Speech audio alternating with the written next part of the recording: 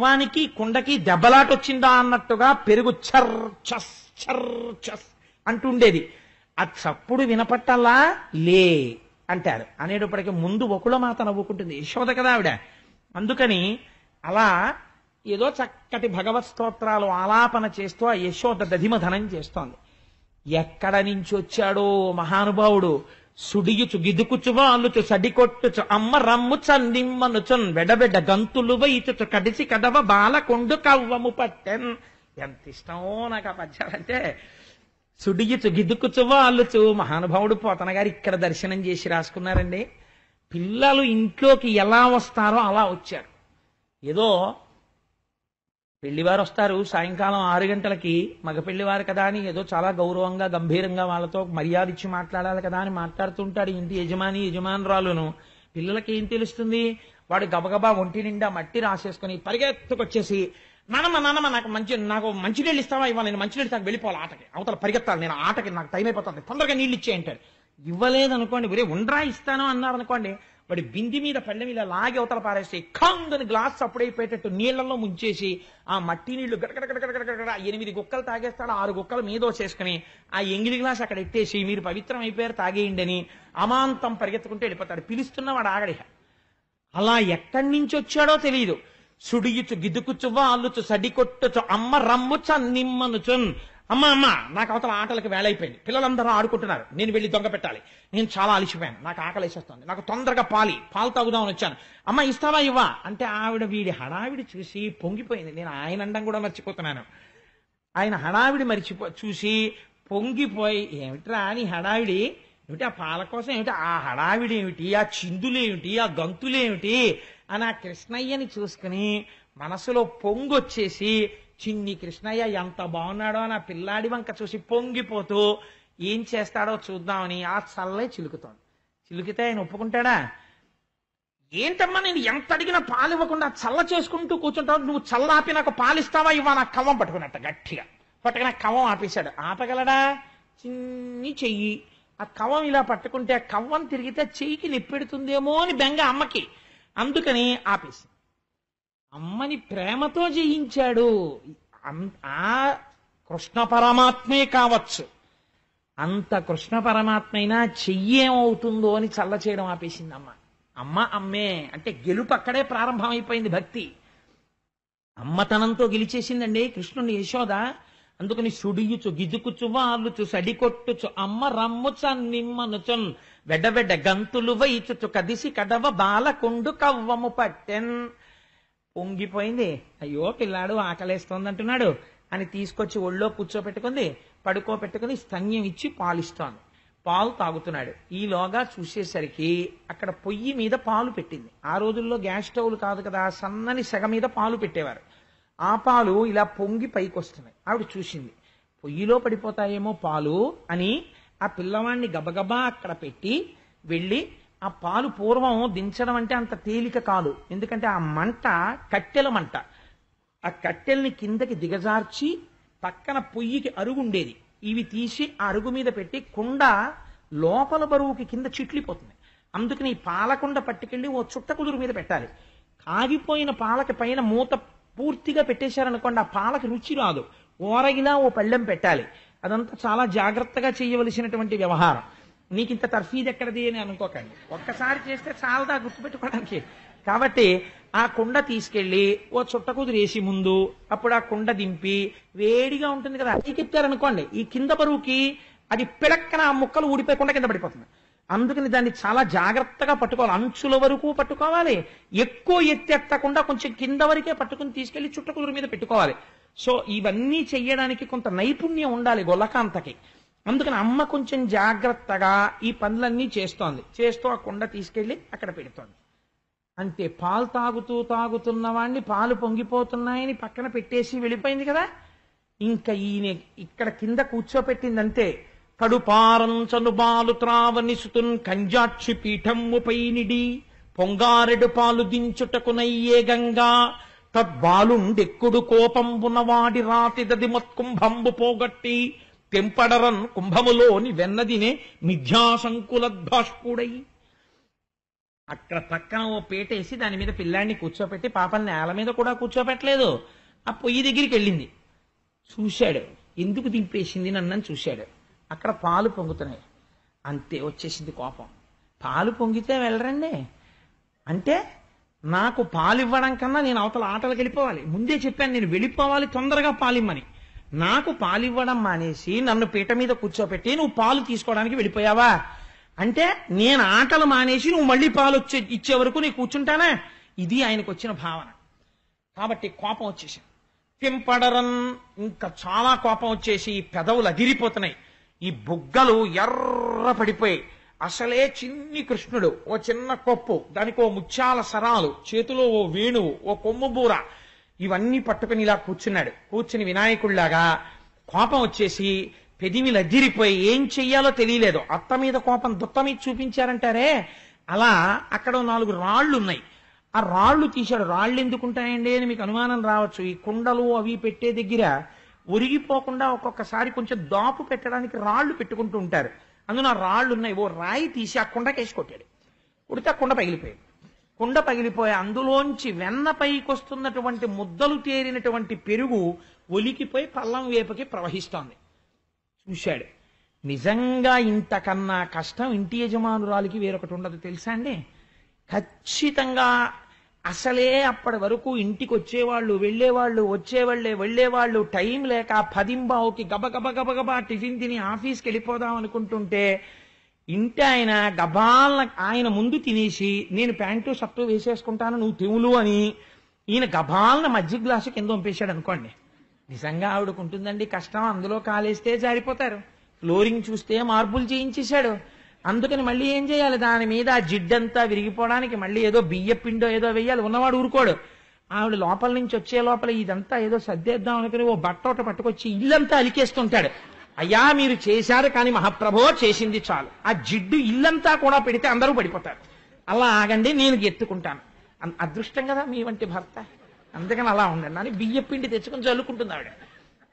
అందుచేత యశోదకి ఇప్పుడు అంత ఇబ్బంది వచ్చింది. ఇల్లంతా మజ్జిగే. కాబట్టి ఆవిడేం చేసింది, అట్నుంచి ఇటు వచ్చి చూసి నేనేం చేస్తున్నట్ట కుండ బద్దలు కొట్టేశాను. అమ్మ కోపం వస్తుందేమో అని అనుమానం వచ్చింది. ఎందుకైనా మంచిది ఏడిస్తే ఏ గొడవ ఉండదనుకున్నాడు. కాబట్టి మిథ్యాసంకుల భాష్పుడై పోతన గారి పద్యాలు ఎంత గొప్పగా ఉంటాయండి. ఆ కిందకొచ్చేస్తున్నటువంటి వెన్న ముద్దలు చూశాడు. అవంటే మహా ఇష్టం. కాబట్టి ఆ వెన్న తీసుకుని నోట్లో పెట్టి తినేస్తున్నాడు. గబగబా మింగేసి నాకు పాలు ఇవ్వలేదో ఏడుస్తున్నాడు మధ్య మధ్యలో. మిథ్యాసంకుల భాష్పుడ ఇంకా అమ్మిటి తిరగలేదు. అనవసరం అప్పుడే ఏడుపు అనుకున్నాడు. మళ్ళీ ఇంకో ముద్ద మింగేసి ఆవిడ ఇటు కదిలేటప్పటికీ చూస్తుందేమో అని మళ్ళీ అమ్మ నాకు పాలు ఇవ్వకుండా వెళ్ళిపోయావే అని మళ్ళీ ఏడుపు. ఆవిడ ఇంకా ఇటు తిరిగే లోపల చూశాడు. అమ్మో ఇంతవరకు వెళ్ళిపోయి ఈ మజ్జిగ వెన్న ముద్దలు ఇవన్నీ మూతికోట అడ్డుకుపోయింది. అది గబుక్కుని పోదు ఆ వెన్న జిడ్డు. వెన్న తినేశావు, కుండ పగల కొట్టేశావు అంటే నిన్నను చెప్పిన చార్ట్ షీట్ కరెక్ట్ అంటుంది. ఇప్పుడు అబ్జర్వేషన్ లో ఉన్నాడు ఆయన. అందుకని ఇప్పుడు అది గుర్తొచ్చింది. లేనిపోని గొడవ కుండ పగల కొట్టేశాను, అసలు అమ్మకి చిక్కకుండా వెళ్ళిపోతే గొడవ వదిలిపోతుందని 2 చేతులతో 2 వెన్న ముద్దలు పట్టుకుని గబగబా ఇంట్లోంచి వెళ్ళిపోయి పక్కింట్లోకి వెళ్ళిపోయాడు. వెళ్ళిపోయి ఏ అవతారంలో ఉంటే ఏమిటి, ఆయనకి స్నేహం వానరాలతోటే. ఆ కోతులంటే ఎంత ఇష్టమో మా స్వామికి. వెళ్ళి ఇంకా దంచడానికి పనికిరాని చెక్క రోలు ఒకటి ఉంది, కొయ్య రోలు. ఆ రోలు తిరగేశాడు. ఎంత తెలివితేటలో చూడండి. మళ్ళీ ఆ రోలు మీద నించుంటే అందులో కన్నంలో కాలు అడుగుతుంది. తిరగేశాడు. తిరగేసి ఆ రోలు మీద ఎక్కి నించున్నాడు. నించున్నవాడు పోని నించోవచ్చు కదా. మధ్య మధ్యలో ఓసారి అమ్మ వెనకాల వస్తుందేమో అని వెనక్కి తిరిగి చూస్తున్నాడు. నాకు పాలు ఇవ్వలేదో అని అరుస్తున్నాడు, ఏడుస్తున్నాడు. రాలేదు అప్పుడే ఎందుకు ఏడుపు, కాసేపు ఆపుదాం అంటున్నాడు. తను తింటున్నాడు. ఆ చెట్ల మీద ఉన్న కోతుల్ని పిలిచాడు. చక్కగా అవన్నీ వచ్చి గోడెక్కి కూర్చున్నాయి ఆ పిల్ల కోతులు. వాటన్నింటికీ పెడుతున్నాడు. అవి వచ్చి కోతులన్నీ తింటున్నాయి. ఆయన ఎక్కడుంటే అవి అక్కడ ఉంటాయి. కాబట్టి ఆ కోతులన్నీ తింటున్నాయి. ఆయన హాయిగా పెడుతున్నాడు. వెనక్కి తిరిగి చూసి ఓసారి దొంగేడు పేడుస్తున్నాడు. ఆవిడ పాపం పాలు దింపింది అంతేనండి, చుట్ట కుదురు మీద పెట్టింది. వెనక్కి తిరిగి కృష్ణ అంటూ వచ్చింది. ఇంకెక్కడ కృష్ణుడు? కుండ పగిలిపోయింది. మజ్జిగ వెన్న ఇవన్నీ చూసింది. ఓహో అంటే వీళ్ళు చెప్పింది యథార్థమే, వీడు చాలా అల్లరి చేస్తున్నాడనమాట అనుకుంది ఆవిడ. అనుకుని ఎక్కడున్నాడు ఇప్పుడు గమనించాలి. ఇదొక ఆశ్చర్యకరమైన విషయం. కృష్ణుడు ఎక్కడుంటాడు? విశ్వం విష్ణుర్వషట్కారో భూత భవ్య భవత్ప్రభు అంతటా ఉంటాడు. అంతటా ఉన్న పరమాత్మని ఒక చోట పట్టుకోవాలనుకుంటోంది.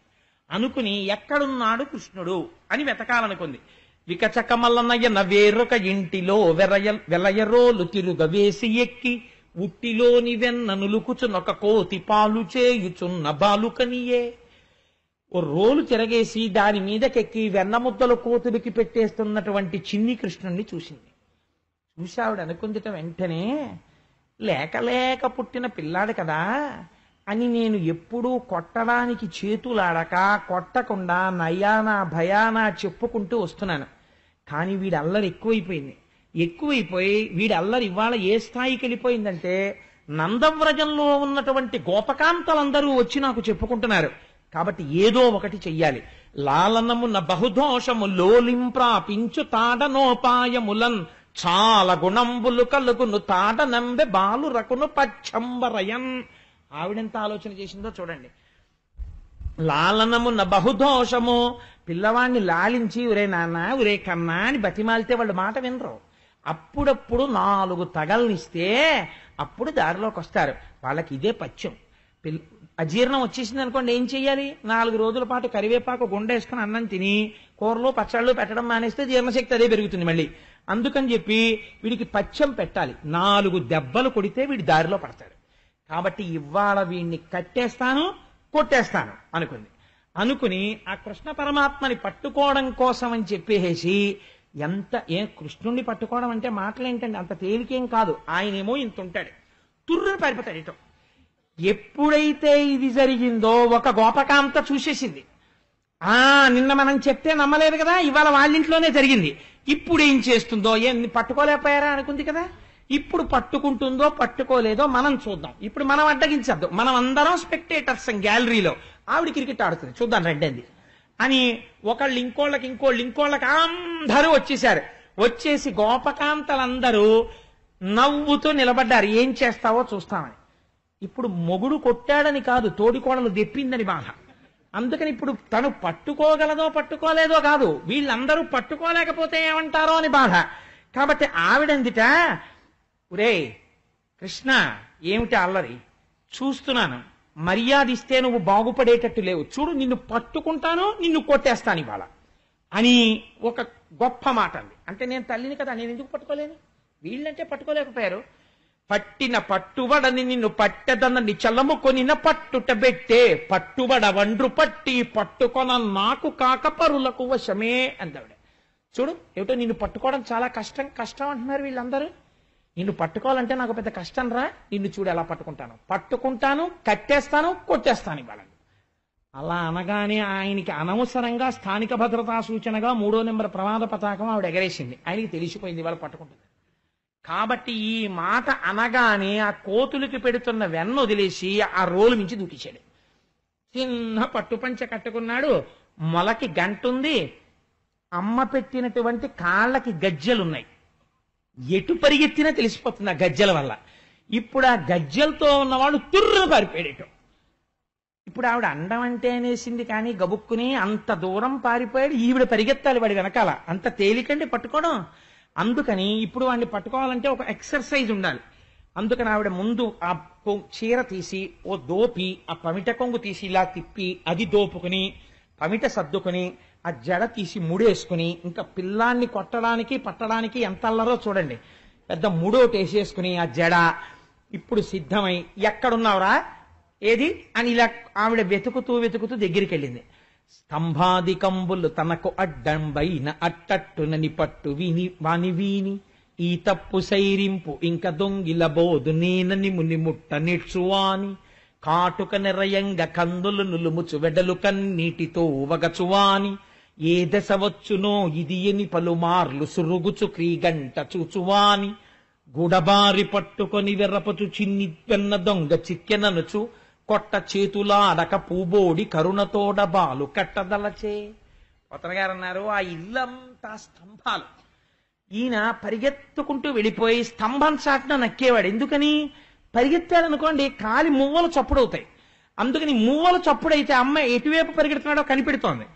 అందుకని చప్పుడు చేయకుండా మొలకో గంట ఉంది, కాళ్ళకి గజ్జలున్నాయి. అందుకని స్తంభం చాటున నించుని అమ్మ కొంచెం దూరంగా ఉందన్న తర్వాత ఆ స్తంభం చాట్ నుంచి ఓ ఇంత చిన్న మొహం ఒకటే బయటెట్టేవాడు. బయటెట్టి చూసేవాడు అమ్మని. ఓ చిన్న నెమలిపించం ఒకటి పెట్టుకుని చూసి స్తంభాదికంబులు తనకు అడ్డంబైన అట్టట్టునని పట్టు వాని వీని అమ్మ చూసేసేది.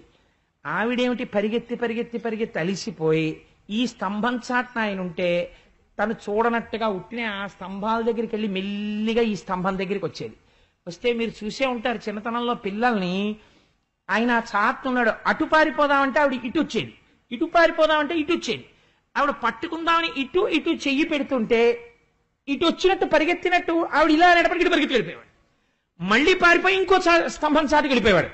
వెళ్ళిపోతే మళ్ళీ పరిగెత్తేది పాపం. ఇలా పరిగెత్తి పట్టుకుందాం అనుకుంటే అమ్మ దూరంగా వెళ్ళిపోగానే ఓ స్తంభం చాటున నక్కి, అమ్మా నేను ఇంకెప్పుడు దొంగతనం చేయనే అమ్మా, నేను ఎవరింటికి వెళ్ళనే అమ్మా, నేను వెన్న తిననే అమ్మా, నేను అల్లరి చెయ్యనే అమ్మా, నన్ను వదిలిపెట్టేవే అమ్మా. అసలు ఆవిడ పట్టుకున్నది లేదు, కట్టింది లేదు, కొట్టింది లేదు. కానీ కాటుక నిరయంగా కందులు నులుముచు వెడలు కన్నీటితో వగచువాని ఓ ఏడుపు, ఇలా కళ్ళు నిలిమేసి ఈ అరిచెయ్యంతా కాటికైపోయింది, ఈ బుగ్గలన్నీ కాటికైపోయాయి, కళ్ళు ఎర్ర పడిపోయాయి. ఈ లీల జరుగుతుంటేటండే 33 కోట్ల మంది దేవతలు పార్వతీ సహితుడై పరమశివుడు చతుర్ముఖ బ్రహ్మగారు ముక్కున వేలేసుకు చూశారట. ఏమిట్రా ఇది పరమాత్మ ఏమిటి, లీలేమిటి? ఒక అజ్ఞురాలైన గోపిక వెంట పడుతుంటే ఏడుపు నటించి ఇలా ఇలా కళ్ళు నిలిమేసుకుంటూ ఇలా దాక్కోవడమా? కుంతీదే అయితే అంది, కృష్ణ నీ భయాన్ని చూసి భయానికి భయం వేసిందండి. అంత నటించేశాడు ఆ రోజున. కాటుక నిరయంగా కందులు నులుముచు వెడలు కన్నీటితో వగచువాని ఏ దశ వచ్చునో ఇది ఎన్ని పలుమార్లు సురుగుచు క్రీగంట చూచువాని అమ్మిటొచ్చేస్తుందో అని ఇలా చూస్తూ పరిగెడుతూనే ఉన్నాడు. ఆఖరికి చూశాట, దొరకలేదు. ఎందుకు దొరికిపోయాడో తెలుసా అండి? వడల చెమటలగా ఎనుత్తరీయముదార తురుముకున్న విరులు జారిరాల పట్టరాని తనను పట్టెదనని చింత కట్టుకున్న తల్లి కరుణ చూచి. అమ్మ ఆ పరిగెత్తి పరిగెత్తి పరిగెత్తి పరిగెత్తి అలిసిపోయింది. ఇంకా అడుగు తీసి అడుగు వేయలేకపోతోంది. ఆ వేసుకున్న ముడి ఊడిపోయింది, ఆ వేసుకున్న పమిట జారిపోతోంది, పెట్టుకున్న పువ్వులన్నీ రాలి కింద పడిపోయాయి, ఒళ్ళంతా చెమట పట్టింది, ఉక్రోషం వచ్చేస్తోంది కొడుకు దొరకట్లేదని. వెనక్కి చూస్తే వీళ్ళందరూ ఓ పక పక పక పక నవ్వులు. ఏది పట్టుకుంటా అన్నావు కదా కొడుకునని. ఇంకా అడుగు తీసి అడుగు వెయ్యలేక, నాకు దొరకట్లేదు వీడు, చూసావా వీడికి ఇంత పాలిచ్చి పెంచాను, నన్ను ఎంత అవమానం చేసేస్తున్నాడో అని అక్కసొచ్చేసి ఇంకా కళ్ళమ్మ నీళ్లు రావడమే తర్వాయి అమ్మకి. ఈ స్థితిలో పట్టరాని తనను పట్టెదనని చింత కట్టుకున్న తల్లి కరుణ చూచి, ఆయన దొరికేవాడు కాడాయన, అటువంటి వాణ్ణి దొరకాలి పట్టుకుంటానని పరిగెడుతోంది. అయ్య పిచ్చమ్మ నా కోసం ఇంత పరిగెడుతోంది, నేను దొరకకపోతే అమ్మ కదా పాపం నలుగురిలో అవమానం అయిపోతుందేమో, దొరికిపోతానమ్మ కని దొరికిపోయాట. దొరికిపోతే గూడబారి పట్టుకొని గభాలన ఆ భుజం పట్టుకుంది.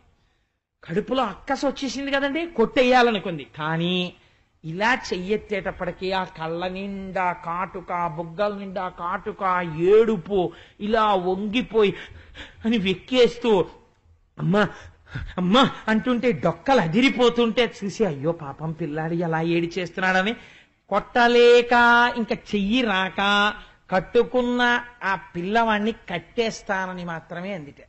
వీడిని ఎక్కడో అక్కడ కట్టేస్తానని వాళ్ళందితే ఎంత మభ్య పెట్టేశాడో చూడండి అని ఆ పిల్లాన్ని ఇలా చేత్తో పట్టుకుని మోకాళ్ళ మీద కూర్చుంది. నిజంగా ఇక్కడ దర్శనం చెయ్యండి ఆ యశోద అదృష్టం. ఏమమ్మా ఇలా ఎవరికైనా దొరికాడా పరమాత్మ ప్రపంచంలో? ఏమి నీ అదృష్టం అని చూస్తున్నారు దేవతలందరూ. ఆవిడ మోకాళ్ళ మీద కూర్చుని పౌర సన్మానం చేసినంత సంతోషపడిపోతుంది. ఎందుకని? వీళ్ళెవ్వరికీ దొరకని వాడు తనకి దొరికాడు, పట్టుకుంది వాళ్ళ. ఇది ఆవిడ సంతోషం. తల్లి పిల్లల మీద చాలా కోపం వచ్చేసింది అనుకోండి, అమ్మకి గట్టిగా తిట్టడం కూడా రాదు అసలు. అందుకే అమ్మ తిట్లు తాటాకుమంట, అయ్యగారి తిట్లు కాల్చిన ఊచ అలా ఉంటుంది. అమ్మ తిట్లు ఎంత తాటాకుమంటలా ఉంటాయంటే ఓ అరగంట తిడుతుంది. ఎందుకు తిడుతుందో తెలియదు. 8:30 అయిపోతుంది, 8 నుంచి 8:30 వరకు తిడుతుంది ఆ పిల్లని. 8:30కి ఆ పిల్ల వచ్చి అంటే అమ్మ వంకాయ కూర చాలా బాగుండవే, క్యారేజ్లో ఇంకొంచెం వేయి, మా ఫ్రెండ్స్ కూడా తింటాను, 2 గిన్నెల్లో పెట్టానులే అందరికీ అంటుంది. ఎందుకా తిట్టు? అమ్మ తిట్లంతే. ఆ తిట్లలో కూడా గట్టిగా తిట్టలేదు, తిట్టలేక తన మీద ఉక్రోషం పెట్టేసుకుంటారు. నేను చాలా చోట్ల చూశాను ఇలాంటి సందర్భాలు. పోతన గారు ఎంత దర్శనం చేశారో చూడండి ఆంధ్రీకరించడంలో.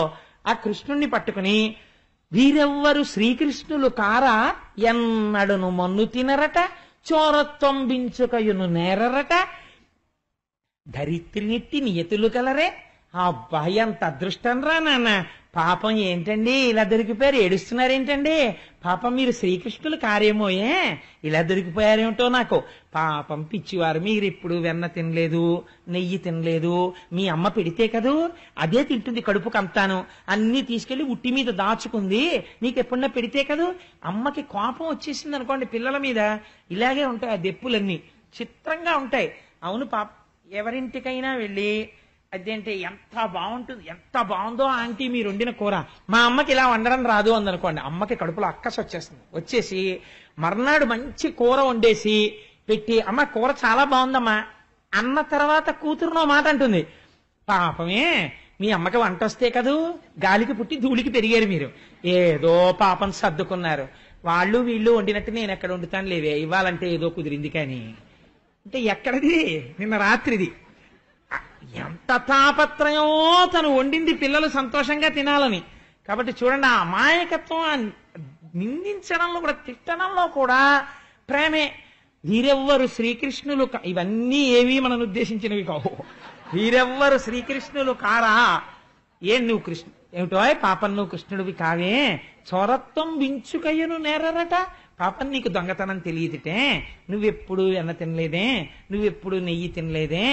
పాపం మహానుభావుడు, ఎంత అదృష్టం రా నాకు నీలాంటి కొడుకు పుట్టాడు. కడుపులో మంట. ఈ ధోరణి ఎక్కడికి పోతుందో తెలుసా అండి? మెల్లిగాను క్రమక్రమంగా ఆయన మీదకి వెళ్ళిపోతుంది. వసుదేవ మహానుభావుడు నందుడి మీదకి. ఎందుకని? కొడుకు మీద కోపం ఎక్కడికెడుతుందంటే, నా అదృష్టం రా నాయన ఎంత పూజలు చేశానో, అలాంటి మహానుభావుడు ఏది అక్కర్లేదు. ఇంట్లో ఉంటే పుస్తకాలు, వీధిలోకి వెడితే ఉపన్యాసాలు, వేలపట్నం వచ్చి చక్కగా తిని వెళ్ళిపోతారు. బ్యాంకు పని నేనే చేసుకోవాలి, ఉద్యోగం నేనే చేసుకోవాలి, కూరలు నేనే తెచ్చుకోవాలన్నట్టు ఎంత అందంగా మాట్లాడిందంటే ఆవిడ, ఎంత అల్లర్రా నాయన, నా అదృష్టాన్ని ఇలాంటి కొడుకుంటాడరా అని దెప్పి పొడిచి కృష్ణుణ్ణి. ఇప్పుడు ఆయన్ని విడిచిపెట్టింది అనుకోండి, కట్టేయడం కష్టం, దొరకడు మళ్ళీ. అందుకని ఇప్పుడు ఏం చేయాలి? కట్టేయాలి ఆవిడ. అందుకని ఆ కృష్ణుణ్ణి చేత్తో పట్టుకుని ఆ కట్టడం కోసమని తాడు కోసం వెడుతోంది. వెళ్ళేటప్పుట ఆవిడ తజ్జనని లోగిటెంగల రజ్జు పరంపరల శిశువు కట్టన్ ఆ బొజ్జ తిరిగి రాదయ్య జగజ్జాలములున్న బొజ్జ కట్టంతరమే. నేను వేరొకరి ఇంటి మీద పెడితే బాగుండదు, అందుకని కొన్ని మా ఇంటి మీదకి వెళ్ళేటట్టు ఉంటాయి చెప్పేవి. అది మీరు దానిలో ఉన్నటువంటి ఆ మర్యాద గుర్తించాలంతే. అందుకని ఆ కృష్ణుణ్ణి ఒక చేత్తో పట్టుకుని తీసుకెడుతోంది. రజ్జు పరంపరలా ఆ కవ్వానికి ఇంతకు ముందు కట్టి తిప్పినటువంటి తాళ్లున్నాయి, ఆ తాళ్లు నలిగిపోయినవి ఒక పక్కన పడేస్తారు, అవి ఇంకెందుకు పనికిరావు. ఆ తాడు తీస్తోంది, బొజ్జ చుట్టూ తిప్పుతోంది, తిప్పితే 2 అంగుళాలు తక్కువ వస్తోంది. అలా వదిలేసింది అనుకోండి పిల్లాన్ని, వదిలేసి ఇంకో తాడు ముడేసింది అనుకోండి, ఇలాగా ముడేస్తే వెళ్ళిపోతాడు, మళ్ళీ దొరకడం. అందుకని పిల్లాన్ని అలాగే పట్టుకుని ఒక చేత్తో 2 తాళ్లు ముడేయాలంటే ఎంత కష్టం మీరు ఆలోచించండి. ఒక్క చేత్తో 2 తాళ్లు ముడేయండి, చాలా కష్టం. ఒక చేత్తో ఈయన్ని పట్టుకోవాలి, ఒక చేత్తో తాళ్లు అలాగే పట్టుకుని ఈ చేత్తో ఇలా 2 కలిపి ముడేస్తూ ఉండాలి. ఇవన్నీ దేనికి? ఆయన్ని కట్టేయడానికి. ఆయనేమో అమ్మా నేను ఎక్కడికి వెళ్ళనే, అమ్మా నన్ను వదిలేవేమ్మా, నన్ను వదిలేవేమ్మా అని ఇలా తోసేస్తూనే ఉన్నాడు. చెయ్య అంటూ ఉండాలి, తాళ్లు తెస్తూ ఉండాలి. ముడేస్తోంది, బొజ్జటిట్టు తిప్పుతోంది, మళ్ళీ 2 అంగుళాలు తక్కువ వస్తోంది. ఏమిట్రా ఇన్ని తాళ్లు కట్టినా 2 అంగుళాలే తక్కువ వస్తోంది అన్న విషయం ఆవిడ మరిచిపోయి తాడు తెస్తోంది, ముడేస్తోంది, తిప్పుతోంది, 2 అంగుళాలు తక్కువ వస్తోంది, మళ్ళీ తాడు తెస్తోంది, ముడేస్తోంది, తిప్పుతోంది, 2 అంగుళాలు తక్కువ వస్తోంది. ఇలా తిరగగా పోతన గారు అన్నారు, చిక్కడు సిరికౌగిటిలో చిక్కడు సనకాది యోగి చిత్తాబ్జములన్ చిక్కడు శృతిలతి కావళి చిక్కెనతడు లీల తల్లి చేతన్రోలన్. ఆఖరికి ఆయన ఇటువంటి వాడు. చిక్కడు సిరి కౌగిటిలో లక్ష్మీదేవి అంతటిది కౌగిలించుకుందామనుకుంటే లక్ష్మీదేవి కౌగిలికి దొరకనివాడు. చిక్కడు సిరి కౌగిటిలో చిక్కడు సనకాది యోగి చిత్తాబ్జములన్, సనక సనందనాది మహర్షుల యొక్క మనస్సులకి చిక్కనివాడు. చిక్కడు శృతిలతి కావళి వేదమంత్రములకు దొరకనివాడు. అటువంటి వాడు చిక్కెనతడు లీల తల్లి చేతన్ రోలన్, అమ్మ చేతికి చిక్కి రోటికి కట్టబడినాడు. అమ్మ కడుపు ఇలా తిప్పి ముడేసేసింది, ఇలా తిప్పి రోటికేసి కట్టేసి ఆ రోజున యశోదాదేవి నేను పిల్లాన్ని కట్టేశాననుకుంటే పాకుతూ బెక్కుతూ అమ్మ వంక చూస్తున్నటువంటి కృష్ణుణ్ణి ఇలా వేలు చూపించి ఆ రోజున అమ్మ బుద్ధులు చెప్తుంటే నిజంగా బెంగెట్టేసుకున్న వాళ్ళ, అమ్మ కొట్టేస్తుందేమో అన్న వాళ్ళ ఏడుస్తూ వింటున్నటువంటి కృష్ణుణ్ణి చూసి ఆనాడుట అమ్మ గట్టిగా తాడు కట్టేస్తే రోటికేసి ఒంటి మీద శ్రీవత్సమన్న పుట్టుమచ్చ తప్ప వేరొక మచ్చలేని స్వామికి ఈ పొట్ట భాగం అంతా కందిపోయి తాడుతో నలిగిపోయి గుర్తుపడిపోయిందిట. స్వామి, ఏ మచ్చలేనటువంటి నువ్వు మాలోకంలో అవతరించి మమ్మల్ని ఉద్ధరించాలనుకుంటే తెలియక అమ్మ నిన్ను కట్టేస్తే ఆ చిన్ని బొజ్జ ఎంత నలిగిపోయిందో ఆ రోజున, ఆ నడుమెంత నలిగిపోయిందో. మహానుభావుడివి పీతాంబరం కట్టుకుని మొలనూలు పెట్టుకుని గంటలు మోగుతుండగా నడిచొస్తావు. ఎవరు ఆ నాభి ప్రదేశాన్ని, ఆ కడుపుని ముట్టుకోగలిగినటువంటి అదృష్టం ఎవరికి ఉంటుంది? అటువంటి కడుపుకి అమ్మ తాడు కట్టేసిందా? ఉరుసుకుపోయి నలిగిపోయిందా? నలిగిపోయి మచ్చ పడిపోయిందా? దామోదర అని పేరొచ్చిందా నీకు?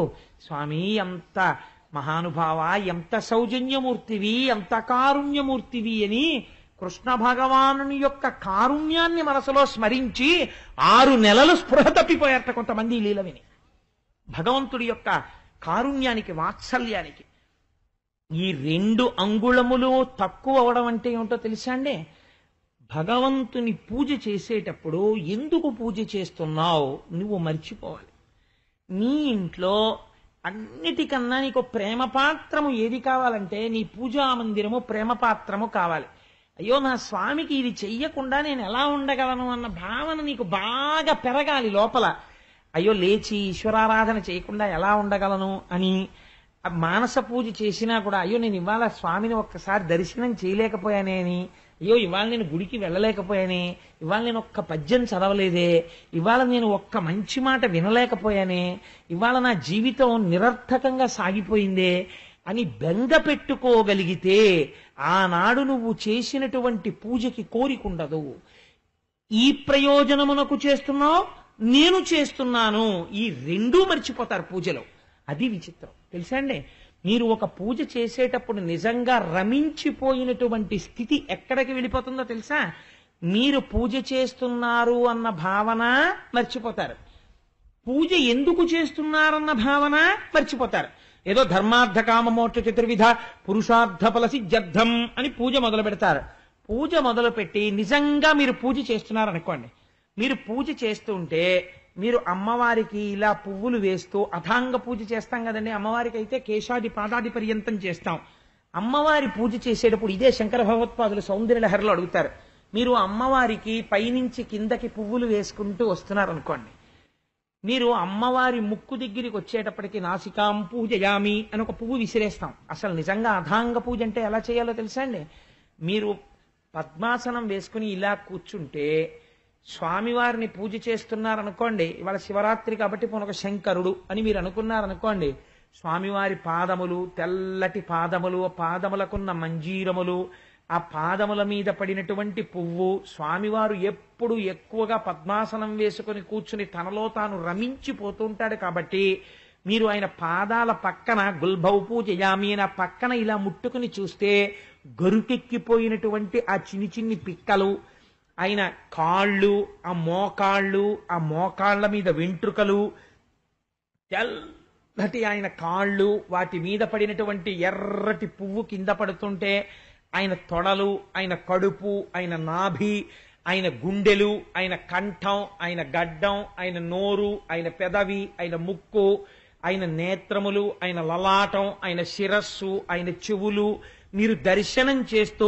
నేత్రే పూజయామి, కర్ణౌ పూజయామి, లలాటం పూజయామి, శిర పూజయామి అని మీరు ఇలా వంగితే పూజకి అందం ఎక్కడో తెలుసా అండి? అప్పుడు శంకరుడు సంతోషించి, ఏమి పూజరా నాన్న, ఎంత పొంగిపోయి చేస్తున్నావురా అని ఇలా అన్నాడు అనుకోండి. ఆయన తలమించి కదిలినటువంటి పువ్వు మీ మీద పడినట్టుగా మీరు భావన చెంది మీకు తగిలినట్టుగా అనిపించింది అనుకోండి.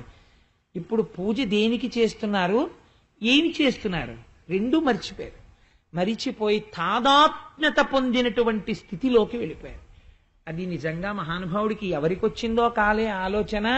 శ్రీశైలం మల్లన్న శిరసొంచేనా చేనంతా గంగమ్మ వాన అన్నాడు. నిజం కదండి. ఆయన జటాజూటమునందు గంగ ఉంటుంది. ఆయన ఇలా అన్నాడు అనుకోండి, భక్తుడి వంక చూసి ఓ చాలా చాలా చాలా చాలా చాలా సంతోషం ఆయుష్మాన్ భవ అన్నాడు అనుకోండి.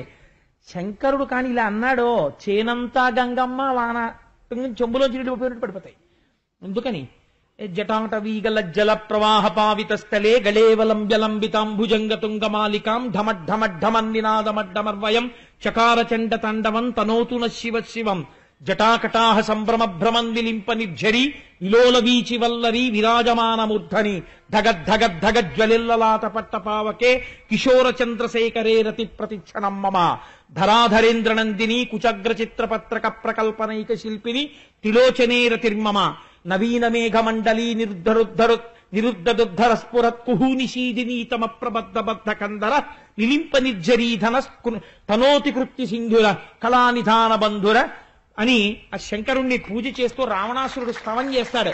అగర్వ సర్వమంగళా కళాకదంబ మంజరీరస ప్రవాహ మాధురీ విజృంభణా మధువ్రతం స్మరాంతకం పురాంతకం భవాంతకం మఖాంతకం గజాంధకాంతకాంతకం తమంతకాంతకం భజే అని నేను స్వామి గంగానదిలో స్నానం చేసి సైకతం మీద కూర్చుని ఇలా చూస్తే నాకు దూరం నుంచి నిన్ను చూస్తూ ఉంటే వృషద్విచిత్ర తల్పయోర్భుజంగముక్తికస్రజో గరిష్టరత్నలోష్టయో సుహృత్విపక్షపక్షయో తృణారవింద చక్షుషో ప్రజామహీ మహేంద్రయో సమప్రవర్తయన్మన కదా సదాశివం భజే కదా నిలింప నిర్ఝరీ నికుంజకోటరేవ సన్విముక్త దుర్మతి సదాశిరస్తమంజలిం వహన్ విముక్తలోలలోచనల్లలాటపాల లగ్నక శివేతి మంత్రముచ్చర సదాసుఖీ భవామ్యహం అంటాడు.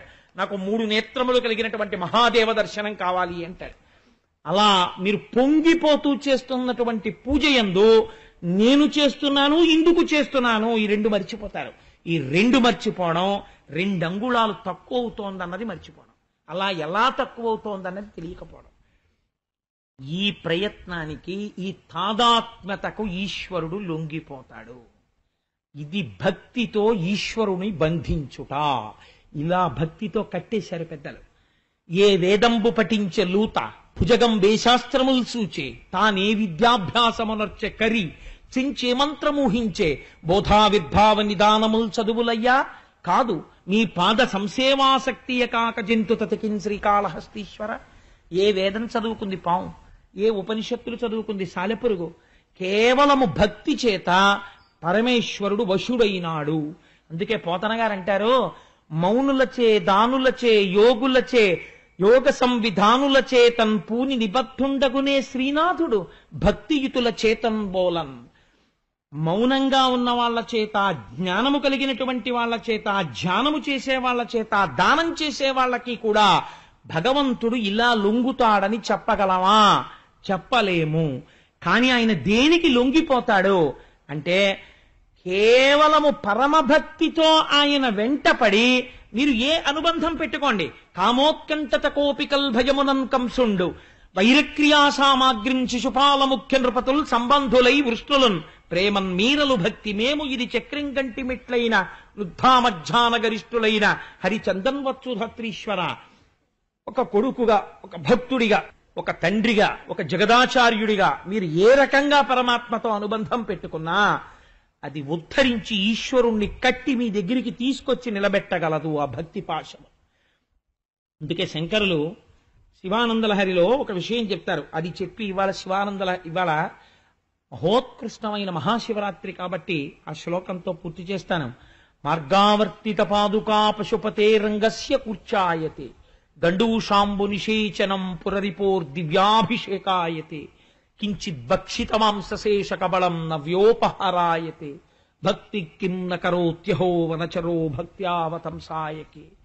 ఈ శ్లోకం చెప్పుకు తీరాలి శివానంద అంటే మహాశివరాత్రి నాడు. ఒక తిన్నడికి ఏం తెలుసు? అని ఆయన కాలికి వేసుకున్న చెప్పుతో జంతువుల మలమూత్రములు తొక్కి, అయ్యో ఈ శివలింగం ఎన్నాళ్ళయిందో నా శివయ్య అన్నం తిని స్నానం చేసని ఆర్తి పొందాడంతే. వచ్చి ఆ చెప్పుతో శివలింగానికి కూర్చగా నిర్మాల్యం తీస్తారు. పొద్దున్న మీరు చూశారు కదా, ఒక దళం పట్టుకుని కూర్చగా తీసేస్తారు నిర్మాల్యం. ఆ నిర్మాల్యాన్ని తీస్తున్నానని కాలి చెప్పుతో తీశాడు. అయినా సరే ఉన్న అజ్ఞానం మాట ఎలా ఉన్నా భక్తికి శంకరుడు పొంగిపోయాడు. కించిత్ భక్షిత మాంసశేష కపళం నవ్యోపహారాయతే. కొద్దిగా తను తిని తెచ్చాడు, ఎంగిలి మాంసం ముక్క ఉమ్మితో ఉన్నది అక్కడ పెట్టాడు. ఆ భక్తికి లొంగిపోయి ఈశ్వరుడు ఆ మాంసం ముక్క తినేశాడు. ఏ మంత్రము లేకుండా నీళ్లు తీసుకొచ్చి శివలింగం మీద పోసేశాడు. పోసేస్తే అది అభిషేకం కింద మారిపోయింది. భక్తికి శంకర నువ్వెంత లొంగిపోయావు. దూర్జటి కాళహస్తీశ్వర శతకంలో ఇది చెప్తే అది చెప్పకుండా నేను ఉండలేను. దూర్జటి కాళహస్తీశ్వర శతకంలో దెప్పి పొడిచాడు శంకరుణ్ణి. నీకున్మాంసము వాంచయేని కరువా, నీ చేత లేడుండగా జోకయినట్టి కుఠారముండ, అనల జ్యోతుండ నీరుండగా పాకంబొప్ప ఘటించి చేతి పులుకన్ భక్షింపక, ఆ బోయచే కొంటెంకిలి మాంసమిట్లు తగునా శ్రీకాళహస్తీశ్వర. పిల్లలు కరువు కింద తినేస్తున్నారు అనుకోండి, ఓ తినేస్తుంటే ఇంటికి వచ్చిన తర్వాత అంటాం, ఏంటి అది ఆ హోటల్కి వెళ్ళినప్పుడు ఎప్పుడు ఇంట్లో తినని దానిలా, అంకుల్ అంకుల్ ఇంకో అప్పడం వేస్తారా, అంకుల్ అంకుల్ ఇంకొంచెం పెరిగేస్తారా అని ఇంట్లో తినమంటే తినరు. అదేంటి అలా తినేశారా, టేబుల్ దగ్గర వాళ్ళందరూ అదేంటి అలా తినేస్తోంది ఆ పిల్లాడని చూస్తున్నారు, కరువా మీకు అంటారు ఇంటికి తీసుకెళ్ళాక పిల్లల్ని. అలా శంకరుణ్ణి పట్టుకుని దూర్జటి ఏమడిగాడో తెలుసా అండి, నీకు మాంసము వాంఛయేని కరువా, శివ నీకు కరువా మాంసం, నిజంగా నీకంత మాంసం తినాలనుంటే బోయవాడు కొరికి తెచ్చిన ఉమ్మితో కూడిన ఇంగిలి మాంసం తింటావా, ఎందుకయ్యా నీకంత కరువైతే. ధవళ విపుషమిందోర్ మండలే సన్నివిష్టం భుజగవలయహారం భస్మదిగ్ధాంగమీశం మృగయ పరశు పాణిం చారు చంద్రార్ధమౌళిం సదయ హృదయ మధ్యే సంతతం చింతయామి. ఈ చేతిలో లేడుంది, ఈ చేతిలో గొడ్డలుంది, హాయిగా నువ్వు లేచి వంటింట్లో కూడా వెళ్ళక్కర్లేదు. ఇలా కూర్చున్నవాడివి గొడ్డలు పెట్టి ఈ జింకను దెబ్బ కొట్టి ఇంత మాంసం ముక్క తీసుకుని చేతిలో ఉన్న కపాలంలో పడేసుకుని తలలో ఉన్న నీళ్లలో కాస్త ముంచుకుని 3వ అగ్నిహోత్రం మీద ఇలా పెట్టుకుని ఉడకించేసుకుని నోట్లో పడేసుకుంటే అయిపోయాయి. వంటింట్లోకి వెళ్ళక్కర్లేదు, మాంసం తెచ్చుకోక్కర్లేదు, ఏమీ చేసుకోక్కర్లేదు, హాయిగా తినేసి. ఇది మానేసి ఎంగిలి మాంసం తినేస్తావా, ఏమిటయ్యా ఈ పనులు, నీకు కరువా అని అడిగాడు. అంటే నిజంగా కరువానే. శంకర భక్తికి ఎంత లొంగిపోయావయ్యా అన్నాడు. భక్తికి శంకరుడిగాను లొంగాడు, కృష్ణుడిగాను లొంగాడు. ఆ భక్తితో కూర్చుని ఆ జ్యోతిర్లింగం అక్కడ 12 గంటల వేళ అభిషేకం జరుగుతుండగా చూస్తే మననెందుకు అనుగ్రహించడు, అనుగ్రహించి తీరుతాడు. అందుకని ఇంత పరమోత్కృష్టమైన లీల నేను చెప్పలేదు, ఈశ్వరుడే తెచ్చుకున్నాడు ఇవాల్టి ఉపన్యాసానికి ఆ లీల వచ్చేటట్టు. అందుకని మనయందు అవ్యాజమైన వాత్సల్యంతో పరమాత్మ భాగవతాంతర్గతమైన ఈ లీల ఇవాళ నా చేత చెప్పించి నన్ను మిమ్మల్ని అందరినీ ధన్యుణ్ణి చేసినందుకు స్వామి పాదములు పట్టి నమస్కరిస్తూ మనం పెట్టుకున్న సంప్రదాయాన్ని అనుసరించి చక్కగా 11 మాటలు నామం చెప్పుకుని ఎక్కడి వాళ్ళు అక్కడే కూర్చుంటే మూర్తిగారి బృందం వచ్చి శంకరుడి మీద అద్భుతమైనటువంటి కీర్తన చేస్తారు. మనం ఎలాగో 12 గంటల వరకు ఉంటాం కదమ్మా శివలింగ దర్శనానికి, చక్కగా కూర్చోండి. అందుకని ఇప్పుడు నామం చెప్పండి. శ్రీ శ్రీనివాస గోవింద, బలరామానుజ గోవింద, సీతానాయక గోవింద, ధరణీనాయక గోవింద, బ్రహ్మాండ రూప గోవింద, నిత్య కళ్యాణ గోవింద, అభిషేక ప్రియ గోవింద,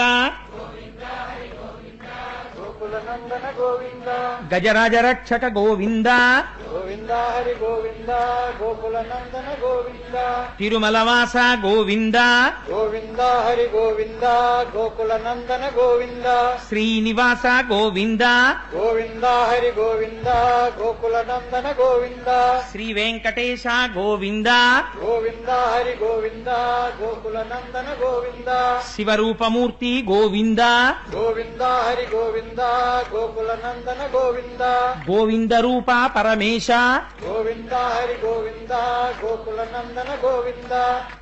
సర్వం శ్రీ ఉమామహేశ్వర పరబ్రహ్మార్పణమస్తు. స్వస్తి.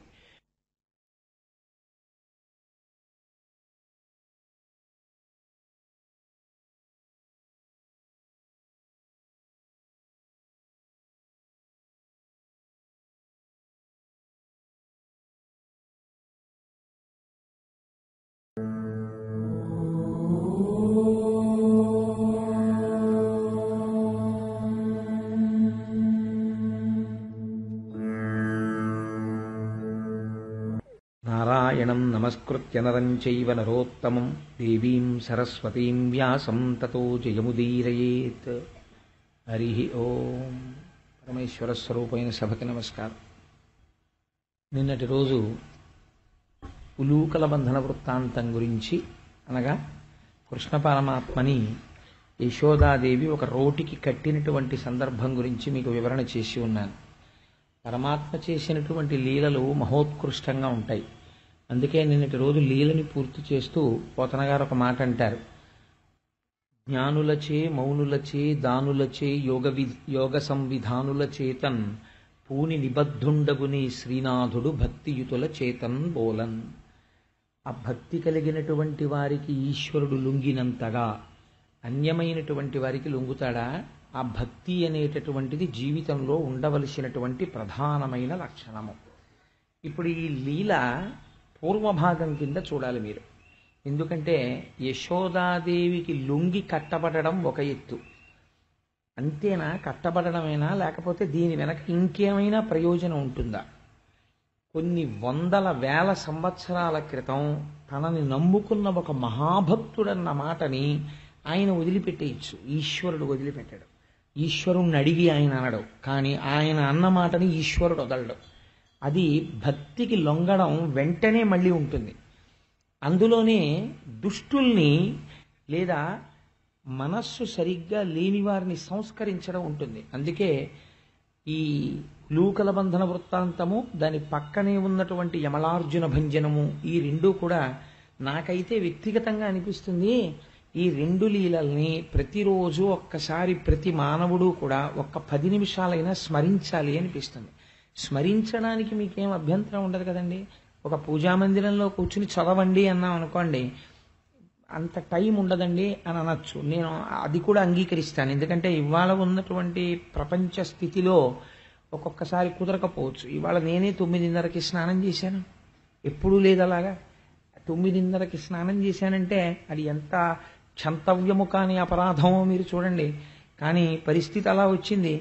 9:30 స్నానం ఏమిటండి? కానీ 9:30కి స్నానం చేశాను. బద్ధకించా, తమోగుణంతోట, లేకపోతే చెయ్యకూడదనా, అలసత్వం వహించానా అంటే పరిస్థితి నా చెయ్యి జారిపోయింది. అలాగా జారిపోయి నాకు స్నానం చేయడానికి టైం దొరకలేదు. 9:30కి స్నానం చేశా. ఈశ్వరుణ్ణి క్షమించమని 1000 మాటలు అడిగాను. ఈశ్వర, 9:30కి స్నానం చేసి సంధ్యావందనం ఏమిటి? కానీ చేయకుండా ఉండలేక మాధ్యాహ్నిక సంధ్యావందన సమయం అయిపోతుంటే 10 గంటలకి సంధ్యావందనమా, నన్ను క్షమించవయ్యా అని చేశాను. సభ ఈశ్వర స్వరూపం కాబట్టి మీ ముందు నేను ఇవాళ చేసిన దోషం చెప్పుకుంటే నేను క్షమింపబడతానని చెప్పాను. అందుచేత మనకి ఈశ్వరుడు ఒక్కొక్కసారి అన్ని విషయాల్ని భగవానుడు మీరు కూర్చుని చదువుకోండి అనడు. కొన్ని విషయాల్ని స్మరణ చేస్తే చాలు. ఒక్కసారి మనస్సులో స్మరిస్తే వాటికి ఉండేటటువంటి శక్తి అలా ఉంటుంది. అది మన జీవిత పథాన్నే మార్చగలుగుతుంది. అంత గొప్ప లీలలలో ఉలూకల బంధన వృత్తాంతము, భగవంతుడు లొంగినటువంటి ఆ స్థితి, రెండవది యమలార్జున భంజనం. వెంటనే ఒక లీల చూపిస్తారు వ్యాస భగవానుడు. అమ్మ కృష్ణుణ్ణి తీసుకెళ్లి రోటికి కట్టేసింది. కట్టేస్తే ఆయన విడిపించుకోవడం చేత కానటువంటి వాడిలా నటిస్తున్నాడు. కర్మపాశముల చేత లోకములన్నింటినీ కట్టగలిగినటువంటి పరమాత్మ తాను ఆ కట్టు విప్పుకోలేని వాళ్ళ నటిస్తూ ఏడుస్తూ కూర్చున్నాడు పెరట్లో. కూర్చుంటే అమ్మ తన పనిలోకి తాను వెళ్ళిపోయింది. శిక్ష వేసేసాను కదా కొడుక్కి, రోటికేసి కట్టేశాను కదా, ఇంకెక్కడికి వెళ్ళిపోతాడు? ఆ రోలు లాగలేడు కాబట్టి అలా కూర్చుంటాడు. ఇంకా ఎక్కడికి వెళ్ళాడు. నేను బంధించాను కృష్ణుణ్ణి అనుకుంది. ఆ గోపకాంతలు కూడా చూశారు, షహబాష్, మేము అనుకున్న దానికన్నా చాలా గొప్పగా చేసింది వాళ్ళమ్మ, కట్టగలిగింది రోటికేసి అని వాళ్ళు వెళ్ళిపోయారు. కానీ మీరు ఒక విషయం గమనించాలి, గోపకాంతలు ఎప్పుడూ కూడా కృష్ణుడికి అలా నిజంగా కట్టేస్తే వాళ్ళు ఏం సంతోషపడరు. వాళ్ళు ఎంత బాధపడిపోయేవారో. అనవసరంగా చెప్పాం మనం, ఆ కృష్ణుడిని చూడు, ఆ చిన్ని కృష్ణుడిని కట్టేసింది రోటికేసి, ఈ మాత్రానికి కట్టేయాలా, చక్కగా అన్ని చోట్ల తిరుగుతూ ముద్దుగా ఆడుకునేవాడు, అనవసరంగా చెప్పాం మనం అని వాళ్ళు బాధపడేవాళ్ళు. లేకపోతే గోపికా భక్తి అంత గొప్ప భక్తి ఎందుకు అవుతుందండి? అందుకని ఆ రోటికి కట్టి అమ్మ వెళ్ళిపోయింది, ఆయన ఆడుకుంటున్నాడు. ఇప్పుడు ఒక ఆశ్చర్యకరమైన లీల ప్రారంభమైంది. ఇప్పుడు ఆ రోలు లాగుతూ ఆయన ఒక 2 పెద్ద మద్ది చెట్లు పెరిగిపోయి ఉన్నాయి. అవి ఎప్పటి నుంచి పెరిగాయంటే కొన్ని వందల సంవత్సరాల నుంచి పెరిగిపోయి ఉన్నాయి. కాబట్టి వాటి మానులు చాలా స్థిరమైనటువంటి స్థితిలో ఉన్నాయి. వాటిని కూలద్రొయ్యడం అంత తేలికైనటువంటి విషయం కాదు. ఏడుస్తున్నటువంటి కృష్ణ పరమాత్మ ఆ ముందు పాకుతున్నారు. పోతన గారు అన్నారు, గొన్నేనుగు నడిచినట్టు అన్నారు. అంత బలశాలి అయి ఆయన పాకుతుంటే ఆ వెనకాతల రోలు ఈడుచుకొచ్చేస్తున్నాడు ఆయన. ఈ 2 మద్ది చెట్ల మధ్యలోంచి పిల్లవాడు అటువైపుకి వెళ్ళిపోయాడు. ఈ ఈడుస్తున్నటువంటి రోలు అడ్డం జరిగింది. అడ్డం తిరిగి ఇది ఈ 2 మద్ది చెట్లకి అడ్డుపడింది.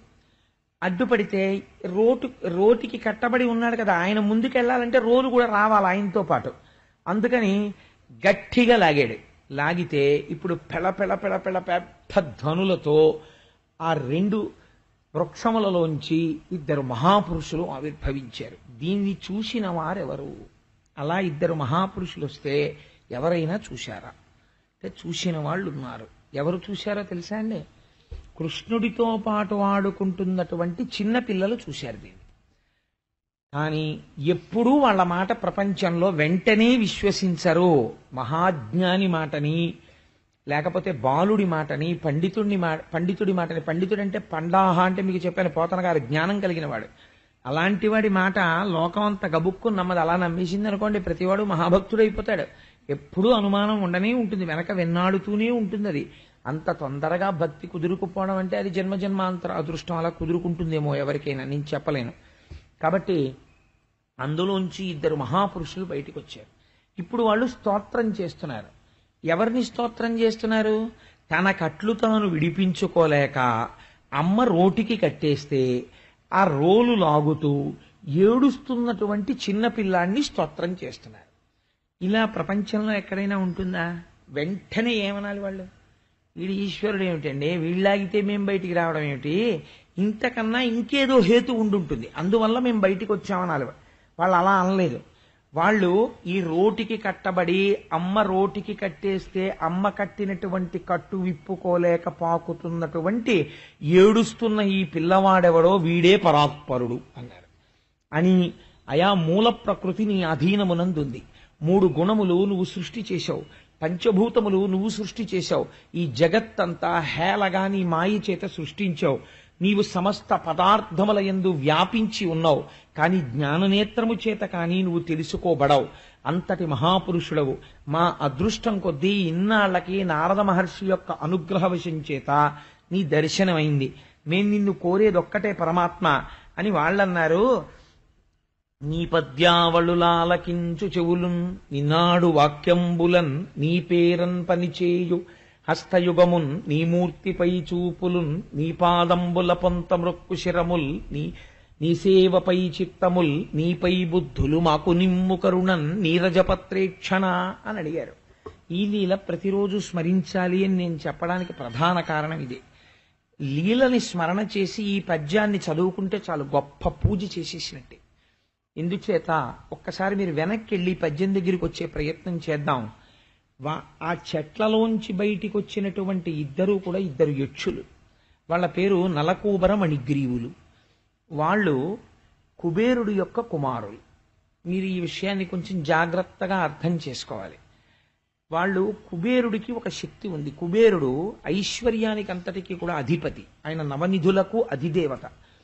ఆయనకి ప్రపంచంలో 2 శక్తులు ఉన్నాయి. ఒకటి అపారమైనటువంటి ఐశ్వర్యానికి ఆధిపత్యంలో ఉంటాడు. 2 సర్వకాలముల యందు శంకరుడి పక్కన నిలబడి ఉంటాడు. కైలాసంలో పరమశివుడి పక్కన నిలబడి స్వామి ఏదైనా పని చెప్తారేమో అని ఎప్పుడూ పక్కన నిలబడి ఉంటాడు. ఇది చాలా అరుదైనటువంటి అవకాశం. చేత ఈ 2 లక్షణములు కలిగినటువంటి కుబేరుడు అహంకరించినట్టు మీకు ఎక్కడా కనపడదు పురాణాలు. అదో గమ్మత్తు. అసలు ఈ కుబేరుడికి ఐశ్వర్యం ఎక్కడి నుంచి వచ్చింది అంటే మీరు రామాయణం ఉత్తరకాండ చదవాలి, చదివితే తెలుస్తుంది. ఆ కుబేరుడు విశ్రవసో బ్రహ్మ యొక్క కుమారుడు, రావణాసురుడి కన్నా ముందు పుట్టాడు. పుట్టి చతుర్ముఖ బ్రహ్మగారి గురించి గొప్ప తపస్సు చేశాడు. తపస్సు చేస్తే చతుర్ముఖ బ్రహ్మగారు ప్రత్యక్షమయ్యారు. నీకేం కావాలని అడిగారు.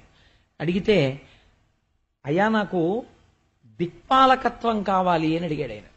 నీకు దిక్పాలకత్వం ఇస్తున్నాను, నువ్వు ఉత్తర దిక్కున శంకరుడి పక్కనే ఉండి నవనిధులకు అధిపతివై ఉంటావు, అటువంటి కుబేరుడని నిన్ను పిలుస్తారు, నీకు ఆ స్థితినిస్తున్నాను అన్నాడు.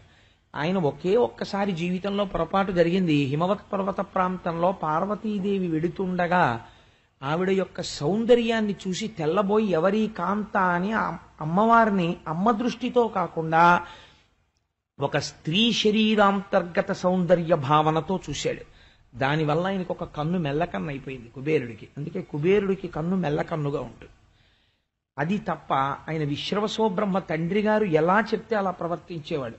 ఆఖరికి దక్షిణాన కాంచన లంకని తమ్ముడికి విడిచిపెట్టేయంటే విడిచిపెట్టేశాడు. విడిచిపెట్టి ఉత్తర దిక్కుకు వెళ్ళిపోయి మళ్ళీ తను వేరే కట్టుకున్నాడు. తను తపస్సుతో సంపాదించుకున్న పుష్పక విమానాన్ని రావణాసురుడు ఎత్తుకుపోతే మారు మాట్లాడలేదు. అంతటి మహానుభావుడు కుబేరుడు.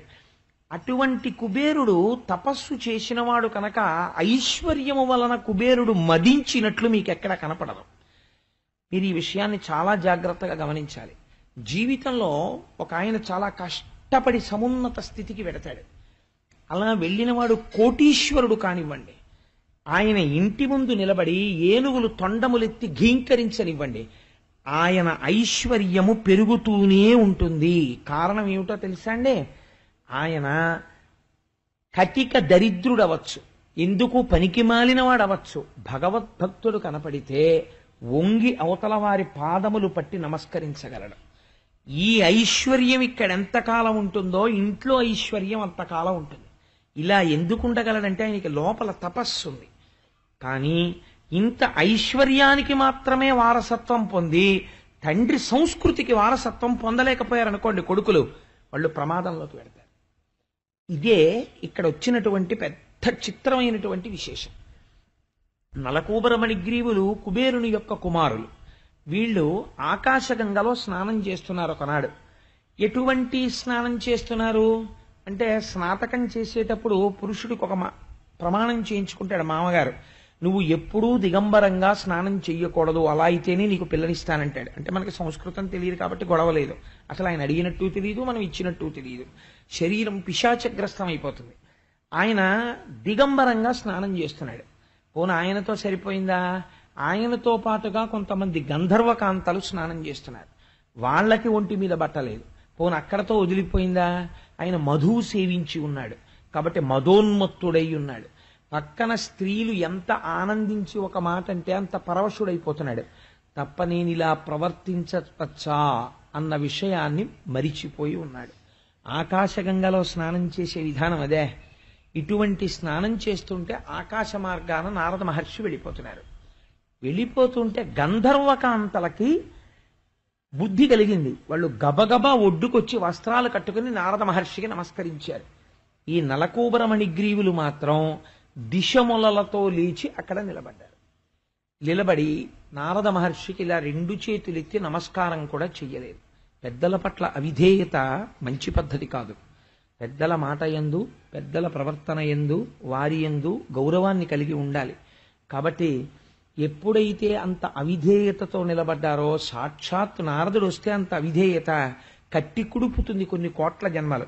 అప్పుడు ఆయన ఒక్క మాట అనుకున్నారట మనస్సులో, నారదుడంటే సామాన్యుడు కాడు, ఎంత గొప్ప ఆలోచన లోపల చేశారో చూడండి. కలవారి సుతులమనుచును కలకంఠులతోడి కూడి కానరు పరులన్ కలలోనైనను వీరికి గల కావర మనగించి బుధుల చేర్చుట యొప్పున్ అనుకున్నాడు. వీళ్ళు కలవారి సుతులము అని అహంకారం వచ్చింది. వీడు స్వతహాగా వీడు సంపాదించింది కాదు, వీడి తండ్రిది సంపాదన. వీడికి ఇవాళ మదోన్మత్తుడు. వీడు వంగి నమస్కరించలేడు, తండ్రి నమస్కరిస్తాడు. అంటే ఐశ్వర్యానికి వారసత్వం పొందాడు, తండ్రి యొక్క గుణములకు వీడి యందు వారసత్వం లేదు. కాబట్టి వీడికి ఈ ఐశ్వర్యం తీసేస్తాను. తీసేస్తే ఏమవుతుంది? దేనివల్ల అహంకారం వచ్చిందో ఆ అహంకారం పోతుంది. ఈ వృత్తాంతంలో చాలా ఆశ్చర్యకరమైన విషయం ఏమిటో తెలుసా అండి? పోతన గారు పద్యం రాస్తూ పైన వచనంలో ఒక మాట అన్నారు, నారదుడు పాట పాడాడు అన్నారు. ఈ విషయం చెప్తుట నారదుడు దీన్ని తెలుసుకుని లోకమంతా ప్రయోజనం పొందుగాక అని ఆనందంతో మహతి నీటుతూ పాట పాడేట. దాన్ని పద్యరూపంగా ఇచ్చారు పోతన గారు. అసలు అది పాటే నారదుడు పాడింది. అంటే నేను లోకానికంతటికీ ఒక మంచి మార్గం చూపిస్తున్నాను ఐశ్వర్యం నిలబడ్డానికి. ఇది ఆయన ఆనందం. అందుకని ఆయన సంతోషంతో పాట పాడుతూ శపించాడు. ఏమన్నా తెలుసా అండి? సంపన్నుండురుగానలేడు తనువున్ సంసారమున్ నమ్మి హింసింపంచూచు దరిద్రుడెత్తువడి శుష్కీభూతుడై చిక్కి హింసింపండన్యుల ఆత్మకుంసములుగా చింతించునట్టౌట తత్సంపన్నాంధున కంజనంబు వినుమి దారిద్రముహింపగన్. ఆయన ఒక్క మాట అన్నాడు. విపరీతమైనటువంటి ఐశ్వర్యం తండ్రి దగ్గర నుంచి వచ్చింది. వచ్చి కన్ను మిన్ను కానటం లేదు. పెద్దల పట్ల ఎలా ప్రవర్తించాలో మరిచిపోయాడు. ఇప్పుడు మరిచిపోవడానికి ఈ కంటితో నారదుణ్ణి చూస్తున్నాడు. ఈ కంటితో చూసినటువంటి నారదుడు గౌరవింపబడవలసిన వాడు కాడు, నమస్కరించక్కర్లేదన్న అహంకారం ఇక్కడ పుట్టింది. ఎందుకు పుట్టింది ఈ అహంకారం? తను ఐశ్వర్యవంతుడి కొడుకునని. ఏ ఐశ్వర్యవంతుడి కొడుకునని వంగి నమస్కరించట్లేదో ఆ ఐశ్వర్యవంతుడు వంగి నమస్కరిస్తాడు. కుబేరుడు ఆయన ఐశ్వర్యం జోలికి కాని ఆయన జోలికి కాని వెళ్ళలేదు నారదుడు. ఆయన అన్నాడు, వీడి కంటికి ఇప్పుడు అంజనం పెట్టాలి, నేను కాటుక పెట్టాలి. ఏ కాటుక పెట్టుకుంటే అవతల వారిలో ఉన్నటువంటి భక్తి కనపడి నమస్కరించడం అలవాటవుతుందో ఆ అంజనం వీడి కళ్ళకి దిద్దుతాను నేను. ఎంత గొప్ప మాటో చూడండి. ఇది సంస్కరించడం అంటే గురువు. నేను ఇప్పుడు ఈ కాటుక పెడతాను. పెట్టకపోతే వీడు ఐశ్వర్యము చేత మదోన్మత్తుడై ఇతరులు వీడి కంటికి కనపడడం లేదు. ఈ కన్ను ఉందా? ఉంది. చూస్తున్నాడా? చూస్తున్నాడు. కానీ తారతమ్య విచక్ష లేదు. చూడగానే వారు నా చేత నమస్కరింపబడవలసిన వారు అలా ఉండగా నేను ఇలా ఉండకూడదు అని ఈ కన్ను గుర్తించడం లేదంటే, ఈ కంటితో చూసిన దాన్ని మనస్సు తారతమ్యం పట్టించుకోవట్లేదు. కాబట్టి ఇప్పుడు ఈ కంటితో చూడగానే అవతల వస్తువు ఎలా కనపడినా, ఎంత విరుద్ధంగా కనపడినా ఆ వస్తువునందున్న పవిత్రతని పసిగట్టగలిగిన మనస్సు స్థితికి తీసుకెడతాను.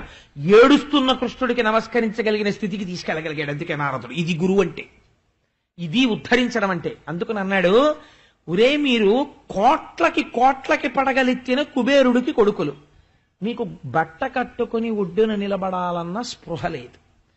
కాబట్టి అసలు బట్టలు కట్టుకోవలసిన అవసరమే లేని జన్మనెత్తితే మీకు చాలా హాయిగా ఉంటుంది కదా. కాబట్టి మీరు 100 దివ్య సంవత్సరముల పాటు మద్ది చెట్లై నందవ్రజమునందు పడి ఉండెదరుగాక అన్నాడు. ఇప్పుడు ఒంటికి పట్టిన మదం తీరిపోయి ఇప్పుడు పడ్డారు కాళ్ళ మీద. గురువు అనుగ్రహించాలి. ఆయన అన్నాడు, ఈ పట్టిన మదం ఇంకెప్పుడూ ఎక్కకుండా ఉండాలి మీ తలలకి. అలా ఉండాలంటే అలా చెయ్యగలిగిన శక్తి ప్రపంచంలో దేనికుందో తెలుసా? ముకుంద పాదారవిందముల నుంచి స్రవించేటటువంటి రజస్సుకుంది. భగవంతుడి యొక్క పాదములు చూడగానే శిరస్సు తగిలేటట్టు నమస్కరించాలి వంగి. అందుకని ఆ పాద రేణువులు నా తల మీద పడాలి. మీకు ఒక ఆశ్చర్యకరమైన విషయం చెప్తానండి. ఒక్కొక్కసారి ఎంత చిత్రం జరుగుతుందో తెలుసా? తెలిసో తెలియకో ఒక మహాపురుషుడికి నమస్కరిస్తాడు. ఆ వెనకాతల వస్తున్నటువంటి పెద్ద ప్రమాదం ఉంటుంది. భాగవతుల యొక్క పాద ధూళిలోకి బ్రహ్మాండములలో ఉన్న తీర్థముల యొక్క శక్తి చేరి ఉంటుంది. ఇదే మీకు నేను అజామిళోపాఖ్యానంలో చెప్పాను. ఆ ధూళి తల మీద పడగానే వాడు పుణ్యతీర్థములన్నిటి యందు స్నానం చేసిన ఫలితాన్ని పొందుతాడు. అదే వాడి ఐశ్వర్యానికి, వాడి పుణ్యానికి, వాడి అభివృద్ధికి హేతువైపోతుంది. కాబట్టి ఇది తెలుసుకోలేని వాడు ఎవడున్నాడో వాడిని ముందు పట్టి తెండు దూతలారా అన్నాడు యమధర్మరాజు గారు. వాడిని ముందు పట్టి తీసుకురండిరా అన్నాడు. కాబట్టి మీరు ఆనాడు అలా నమస్కరించగలుగుతారు. ముకుంద పాదార విందముల నుండి స్రవించేటటువంటి పరాగము మీ తల మీద పడాలి. అందుకని మీరు నందవ్రజంలో మద్ది చెట్లై పుట్టండి. కృష్ణ పరమాత్మ పాకుతున్న రోజులలో ఆయన పాదముల నుంచి స్రవించినటువంటి పరాగము మీ మీద పడుతుంది. పడితే చెట్ల రూపంలో ఉన్న మీరు చెట్ల శరీరాన్ని వదులుతారు. మళ్ళీ మీ యథారూపములను పొంది మీరు యక్షలోకానికి చేరుకుంటారు. చేరుకుని మళ్ళీ మీ సంపత్తిని, మీ సౌఖ్యాన్ని మీరు పొందుతారు అని